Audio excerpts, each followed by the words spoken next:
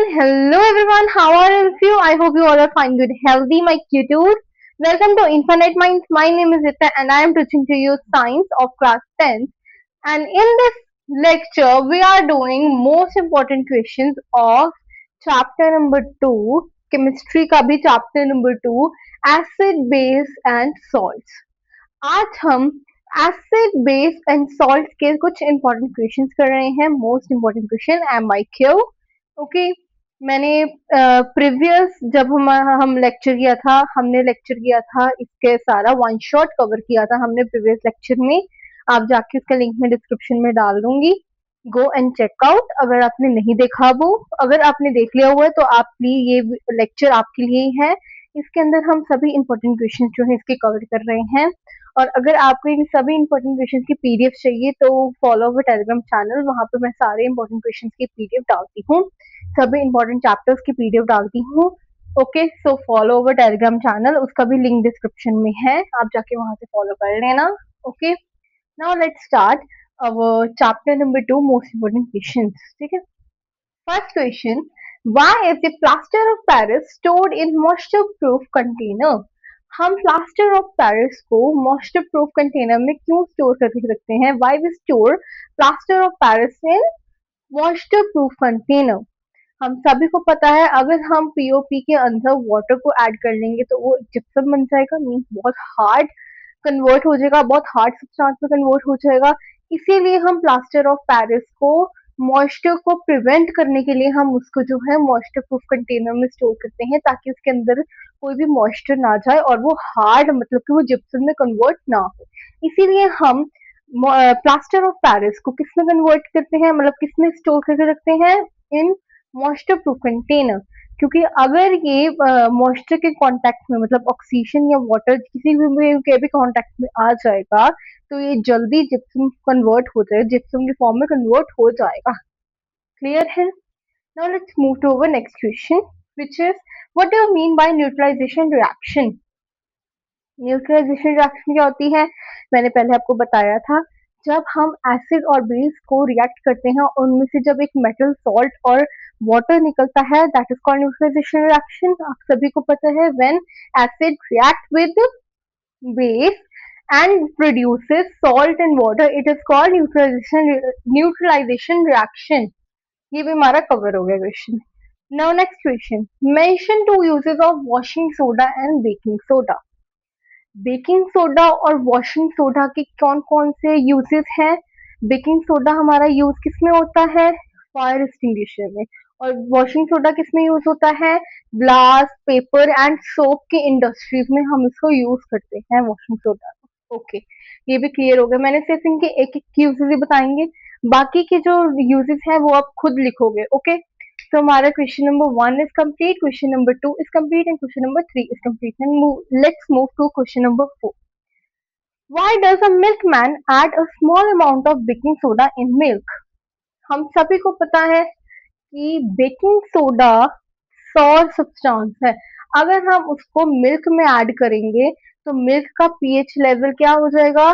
Decrease हो जाएगा. और वो क्या बन जाएगा?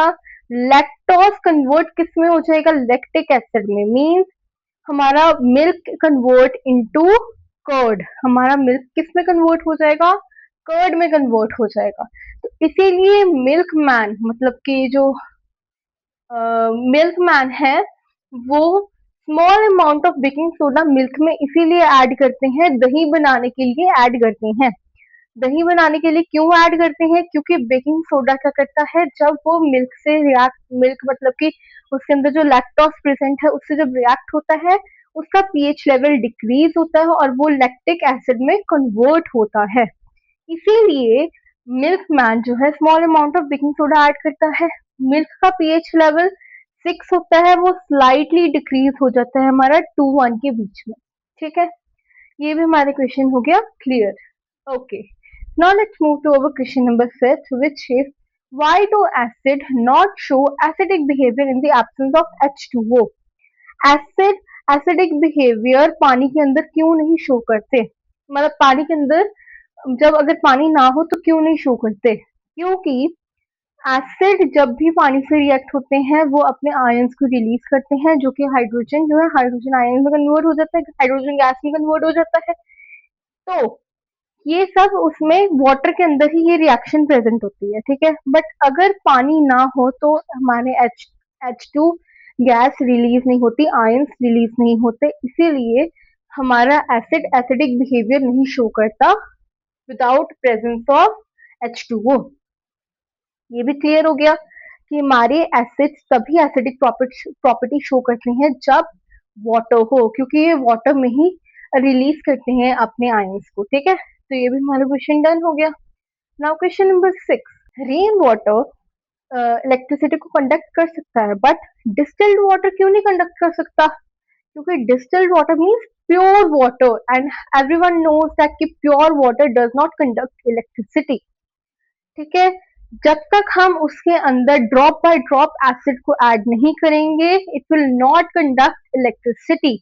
Only rain water conduct electricity क्योंकि उसके अंदर आयंस जो है प्रेजेंट होते हैं, बट वाटर के अंदर आयंस नहीं प्रेजेंट होते, आयंस मॉलिक्यूल नहीं प्रेजेंट होते। तो इसीलिए जब तक हम उसके अंदर कोई भी ऐसी चीज, कोई भी ऐसा सब्सटेंस या कुछ भी ऐसा एसिड ऐड नहीं करेंगे ड्रॉप बाय ड्रॉप वाटर के अंदर, तब तक वो इलेक्ट्रिसिटी को कंडक्ट नहीं करेगा। तो हमारा ये भी क्वेश्चन डन हो जाता है। Now let's move to our next 6 questions. हाँ जी my cuties, let's come to this questions. अब these are the last 6 questions and इसके बाद हमारा पूरा ये लेक्चर और छोटा सा वीडियो था, एक तरह से कह लो, ये हो जाएगा हमारा खत्म, ठीक है। आप ये लोग बोल रहे होगे ना कि मैम इतने छोटे छोटे क्वेश्चन, इतने बच्चों लेवल के क्वेश्चन क्यों करवा रहे हो? ये आपको बच्चे लेवल के लग रहे होंगे, पता क्यों लग रहे हैं? क्योंकि केमिस्ट्री में ऐसे ही क्वेश्चन आते हैं। आप कोई भी केमिस्ट्री का क्वेश्चन देख लो, कोई भी थ्योरी क्वेश्चन नहीं आएगा, ठीक है। कोई भी थ्योरी क्वेश्चन नहीं होगा, बस हाँ एक एक दो दो थ्योरी क्वेश्चन इसीलिए आएंगे, वो भी आपके शुरू शुरू में आएंगे। अभी आप जब बोर्ड देने जाओगे ना उसमें कोई थ्योरी क्वेश्चन नहीं होगा। आप कह सकते हो प्रॉबेबली एक या दो क्वेश्चन होंगे थ्योरी क्वेश्चन, बट उसमें भी आपसे ज्यादातर आपको यही पूछा होगा कि इसकी केमिकल रिएक्शन लिखो, केमिकल इक्वेशन लिखो, सब कुछ लिखो, ठीक है। तो ज्यादा थ्योरी क्वेश्चंस इसमें आते नहीं है, ओके। केमिस्ट्री में बस एक एक दो दो लाइनों के क्वेश्चन होते हैं, बस आपने आपने उनमें ये लिखना होता है पहली लाइन में थोड़ी सी एक्सप्लेनेशन ऑफ द क्वेश्चन, ठीक है। और सेकंड में आपकी केमिकल रिएक्शन आती है, बट केमिकल रिएक्शन या इक्वेशन आपकी बैलेंस होनी चाहिए, okay, your chemical equation should be balanced, okay.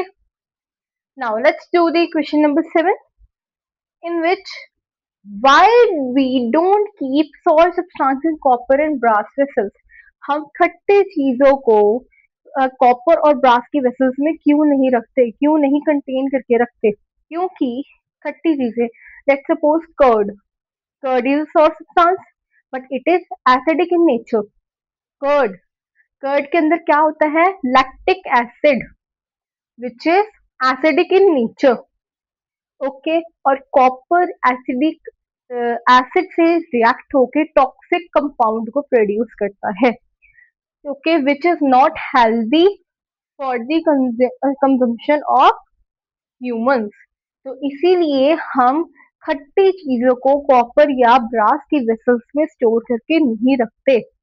क्यों नहीं रखते? क्योंकि जब हम कोई भी खट्टी चीज, लेट्स सपोज हमने जैसे कर्ड अभी लिया, कर्ड को जैसे हमने जो है कॉपर के उसमें डाल के रख दिया, तो उससे वो क्या हो जाएगा? रिएक्ट हो जाएगा। रिएक्ट होने के बाद उस कर्ड के अंदर ऐसे टॉक्सिक सब्सटेंस होंगे जो कि हमारे कंजप्शन के लिए नहीं है, हेल्दी नहीं है, ओके।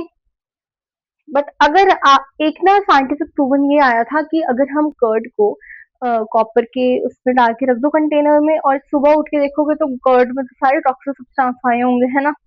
बट अगर हम उसी कर्ड को अपने सिर पे लगाएंगे, मतलब हेड पे लगाएंगे, हेयर पे लगाएंगे, तो हमारे हेयर बहुत अच्छे हो जाते हैं, बहुत अच्छी ग्रोथ होती है, ऐसा एक साइंटिफिक प्रूवन आया था। बट मैं ऐसे आपको सजेस्ट ही करूंगी आप कुछ करो, ठीक है, चीजें वेस्ट जाएंगी, ठीक है। तो यस, तो यही रीजन था कि कोई भी एसिड कॉपर साथ रिएक्ट होगा तो वो एक टॉक्सिक कंपाउंड प्रोड्यूस करेगा, ठीक है। हमारा फर्स्ट क्वेश्चन डन हो गया। Okay, now let's move toward 8th question. ये तो देखते ही समझ आ गया, CaOCl2 क्या है ये? Bleaching powder. क्या था ये? Bleaching powder. ओके, तो ये क्वेश्चन तुम्हारा समझ आ गया। ठीक है, ऐसे क्वेश्चन आते होते हैं। Question number 9, name the compound used for softening hard water. Hard water को सॉफ्ट करने के लिए हम क्या यूज करते हैं? बेसिक सा, वॉशिंग सोडा। अभी हमने पढ़ा वॉशिंग सोडा क्यों यूज करते हैं? Softening hard water. तो ये भी हमारा हो गया done. Okay, give the uses of bleaching powder. अब ये क्वेश्चन है आपका होमवर्क। मैंने अब तक कोई होमवर्क नहीं ना दिया था, ये होमवर्क है आपका। Okay, you have to write it yourself. Okay, अब मैं कोई हिंट नहीं दूंगी। ओके, मैं कोई भी हिंट नहीं दूंगी। ये होमवर्क नहीं है, ये वाला क्वेश्चन होमवर्क है। This question is your homework. Okay, so this question you have to do it yourself. Okay, और अपने अगर आप इंस्टाग्राम को यूज करते हो तो उसमें हमारा इंस्टाग्राम जो अकाउंट है इनफाइनाइट माइंड्स 2K26, अपनी स्टोरी पे इसका आंसर डालो, हमें टैग करो और मैं देखूंगी कि आपका आंसर सही है या नहीं है। ठीक है, okay. Now question number 11, what happen when baking soda is heated. जब हम बेकिंग सोडा को हीट करते हैं, गर्म करते हैं, तो क्या होता है? बेकिंग सोडा क्या होता है हमारा? NaHCO3। Okay, sodium hydroxide carbon. ठीक है, जब हम सोडियम हाइड्रोक्साइड कार्बोनेट को हीट करते हैं तो हमारा सोडियम कार्बोनेट में कन्वर्ट हो जाता है और CO2 और H2O कन्वर्ट हो जाता है। कौन सी रिएक्शन यहाँ पे हो रही है? Which reaction? कौन सी रिएक्शन है? बेस विद मेटल ना, वो reaction carbon base with carbonate वाली रिएक्शन हमारी कन्वर्ट हो रही है, तो उसमें हमारा CO2 और H2O बन रहा है ना। अब ये जो चीज बन रही है ना, जब हम एक चीज, आप ना एक चलो एग्जांपल ले लेते हैं। बहुत ज्यादा कंफ्यूज हो गए होगे, मैम बोल कर रहे हो, समझ ही नहीं आ रहा कुछ भी बोल रहे हो। हम केक के अंदर बेकिंग सोडा को ऐड करते हैं, करते हैं। क्यों करते हैं? क्योंकि उससे हमारा केक जो है सॉफ्ट बनता है। उससे हमारा केक क्या बनता है? हमारा केक उससे सॉफ्ट बनता है। अच्छा, अब वो सॉफ्ट क्यों बनता है? क्योंकि जब हमारा बेकिंग सोडा हीट से जब रिएक्ट हो रहा है तो हमारा वो वॉशिंग सोडा तो बना ही रहा है, इसको तो कट कर दो। बट CO2 गैस गैस जो रिलीज हो रही है, वो गैस रिलीज होने से क्या हो रहा है? उससे हमारा केक सॉफ्ट बन रहा है। ठीक है, इसीलिए जब भी हम केक बनाते हैं तो उसके लिए हम क्या करते हैं? बेकिंग सोडा को ऐड करते हैं, जिससे हमारा केक स्पॉन्जी, सॉफ्ट और एकदम फूला फूला बनता है ना। इसीलिए तो यही हमारी यहाँ पे रिएक्शन हो रही है। आपने इसी को जो है एग्जाम्पल के तौर पर लिख देना है। ठीक है, तो यहीं से हमारा ये वाला क्वेश्चन भी डन हो जाएगा कि बेकिंग सोडा जब हीट होता है तो वो CO2 गैस रिलीज करता है, जो कि हेल्प करती है हमारे केक को सॉफ्ट और स्पॉन्जी करने में। Done. Now let's move to the last question, और ये भी आपका होगा homework. Homework, this question and this question, two question आपके होमवर्क में है। एक क्वेश्चन नंबर 10 और question number 12, both are your homework. ठीक है, ये बेसिक क्वेश्चन है। Give a few uses of acid, base and salt. आप खुद कर सकते हो। Uses of acid, lactic acid वगैरह सभी एसिड, एसिडिक एसिड, एंट एसिड वगैरह सब हो गए। बेसिस में आपके काफी बेसिस आते हैं, washing soda, baking soda, all of the stuff.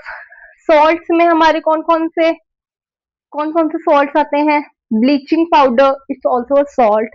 ठीक है, तो ये सभी आपकी चीजें हैं, आप इनको कर लेना। ठीक है, तो यहीं पे हमारा ये क्वेश्चन, ये लेक्चर्स कंप्लीट होते हैं। ये हमारे पूरे क्वेश्चन 12 के 12 क्वेश्चन हमारे होते हैं complete. Thank you, my cuties, for watching this video completed. Smiley बन जाती है एक हमारी अच्छी सी। ठीक है, आज स्माइली अच्छी बनी है ना। तो यहीं पे हमारा ये पूरा चैप्टर कंप्लीट होता है with its all important questions. मैं आपको मिलूंगी हमारे नेक्स्ट लेक्चर में, और हमारा लेक्चर कब आ रहा है, कैसे आ रहा है, वो हमारे आप चैनल पे जाना, वहां पे पोस्ट वाले सेक्शन पे जाना, वहां पे मैंने इसका पूरा जो है शेड्यूल डाल दिया हुआ है।